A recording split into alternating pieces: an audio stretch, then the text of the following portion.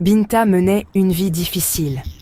Sa belle-mère et sa demi-sœur étaient très méchantes avec elle. Binta faisait tout le travail de la maison, du petit matin jusque tard dans la nuit. Elle se sentait souvent très triste et seule, rêvant d'une vie avec un peu de gentillesse. Un jour, alors qu'elle cuisinait, Binta laissa tomber accidentellement la cuillère préférée de sa belle-mère dans une marmite de sauce bien chaude. Elle eut beau essayer, elle n'arrivait pas à l'attraper. Sa belle-mère le découvrit et se mit dans une grande colère. Elle cria sur Binta et lui ordonna de retrouver la cuillère ou de ne jamais revenir. Effrayée, Binta partit sur le champ, commençant un long et incertain voyage. Binta s'éloigna de sa maison au village, les larmes aux yeux. Elle avait peur du chemin inconnu et n'emportait ni nourriture ni eau. Seule une petite lueur d'espoir la poussait à avancer. Après de longues heures de marche fatigante, elle aperçut une vieille femme au bord de la route. La femme demanda à Binta un peu d'eau. Binta, bien qu'elle n'en eût pas, se souvint d'un ruisseau tout proche. Elle rapporta de l'eau dans le creux de ses mains. La vieille femme sourit et donna un conseil à Binta. « Suis le sentier caché des arbres qui murmurent, dit-elle. Il te mènera vers ta quête importante. » Binta la remercia et poursuivit son chemin. Elle trouva bientôt le sentier magique et rencontra un petit chien boiteux. Binta soigna sa patte blessée avec un morceau de sa robe. Plus tard, elle aida un petit oiseau à l'aile cassée. Ces petits gestes de bonté montraient son cœur véritable et magnifique. Le sentier sinueux mena Binta à une grotte sombre et mystérieuse.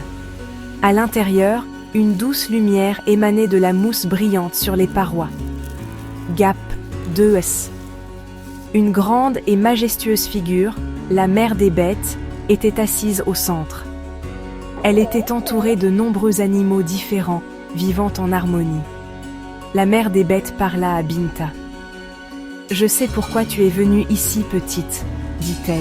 « Tu cherches quelque chose qui a été perdu. » Elle confia à Binta une grande tâche, nettoyer toute la grotte sans faire de mal à aucune créature.